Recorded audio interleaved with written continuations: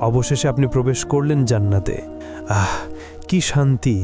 আপনার জন্য সেখানে আছে জীবন, যার কখনো শেষ হবে না। আপনার জন্য আছে স্বাস্থ্য, ফলে আর কখনো অসুস্থ হবেন না।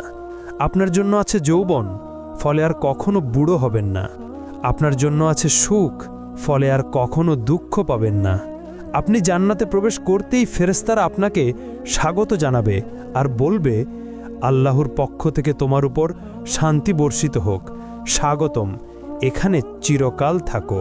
প্রথমে আপনাকে দেওয়া হবে প্রাসাদ, বাগান ও পুকুর সহ। তারপর আপনার হৃদয় যা চায় তাই আপনাকে দেওয়া হবে, একটিও বাদ যাবে না। হ্যাঁ বন্ধু, এটাই জান্নাত। এমন এক জায়গা যেখানে নেই কোনো দুঃখ, নেই কোনো ভয়, নেই বার্ধক্য, নেই ব্যথা। এমন এক জায়গা যেখানে রয়েছে সব সৌন্দর্য যা আপনি জানেন এবং জানেন না। আপনি বসবাস করবেন এমন ঘরে যা তৈরি হয়েছে সোনা ও রূপার ইট দিয়ে। মরক্কা হিসেবে ব্যবহার হয়েছে মিশক, কঙ্কর হলো মুক্তা ও রুবি এবং মাটি হলো জাফরানের। আপনি ফিরে এসেছেন সেই জায়গায় যেখানে আপনার সৃষ্টি হয়েছিল প্রথমবার।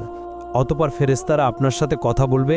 তারা জিজ্ঞেস করবে, সবে তুমি জান্নাতে প্রবেশ করেছো, এখন বলো তুমি কি চাও।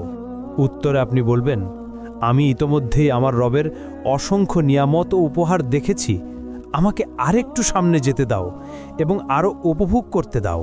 তখন ফেরেশতারা উত্তর দিবে, এগুলো তো কেবল সূচনা, তুমি এখনো কিছুই দেখোনি, এর চেয়েও মহান নেয়ামত তোমার জন্য অপেক্ষা করছে। অতঃপর আপনি এগিয়ে চললেন। আপনার সামনে উদিত হলো এক প্রাসাদ যা পুরোপুরি খাঁটি সোনার তৈরি। এর বারান্দাগুলো মুক্তার মতো ঝলমল করছে। আপনি যতই কাছে যান, কিছু দাসদাসী উপস্থিত হয়। তাদের রূপ যেন ছড়িয়ে থাকা মুক্তার মতো। তারা হাতে ধরে আছে রূপার থালা ও সোনার পাত্র। তারা সালামের মাধ্যমে আপনাকে অভ্যর্থনা জানায়। আপনিও সালামের জবাব দিলেন। আপনি সিদ্ধান্ত নিলেন এখানেই থেকে যেতে, কিন্তু ফেরেশতারা বলল, এর চেয়েও মহান নেয়ামত সামনে আছে, চলতে থাকো। ফলে অবাক হয়ে আপনি আবার হাঁটতে লাগলেন। এবার আপনি দেখলেন আরেকটি প্রাসাদ যা লালচে রুবি দিয়ে গড়া, এত পরিষ্কার আর উজ্জ্বল যে বাহির থেকে ভিতরের অংশ দেখা যায়। তারপর আপনি তার ভেতরে প্রবেশ করলেন।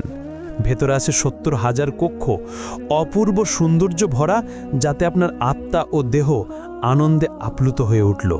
প্রতিটি কক্ষে সাজানো আছে খাবারের থালা, ফল, মাংস, পানীয়, সবই আপনার রবের পক্ষ থেকে অসাধারণভাবে প্রস্তুত।